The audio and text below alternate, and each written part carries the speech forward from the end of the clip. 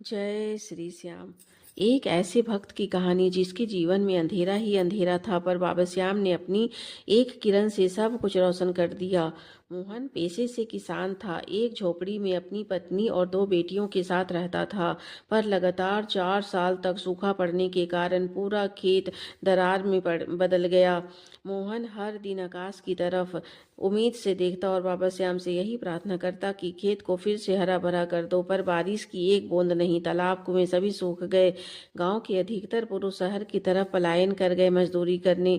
मोहन ने भी कई बार सोचा कि अपने खेत को छोड़कर शहर चला जाऊं, पर जा न सका। उसे लगा कि खेत में उसके दादाजी की आत्मा बसती है। पर एक दिन ऐसा आया कि मोहन को अपने पीछे सूखे खेत, टूटे सपने और एक डगमगाते आत्मविश्वास को छोड़कर शहर मजदूरी करने जाना पड़ा। उसका दूर का रिश्तेदार रमेश ने मोहन को कंस्ट्रक्शन साइट पर दिहाड़ी मजदूरी का काम दिलाया। काम बहुत थकाऊ था। उसकी आंखों के सामने खेत, पत्नी, बेटियां घूमती रहती थी। एक दिन रमेश ने मोहन से कहा, क्या बात है, गांव की याद आ रही है क्या?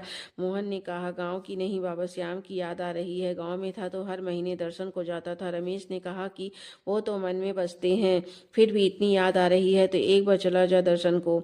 मोहन ने सोचा कि कैसे जाऊं, पैसे तो है नहीं।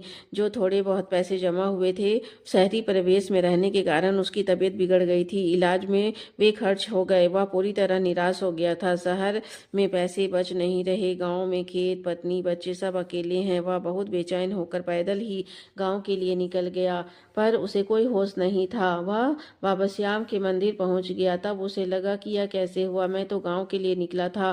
तब गर्भगृह में जाकर बाबा के चरणों में लिपट कर रोने लगा। कुछ बोल न सका। दर्शन करके जब गांव की ओर बढ़ा तो देखता है कि पूरा खेत हरा भरा है। बाबा श्याम कभी किसी को निराश नहीं करते। हारे का सहारा, खाटू के श्याम बाबा।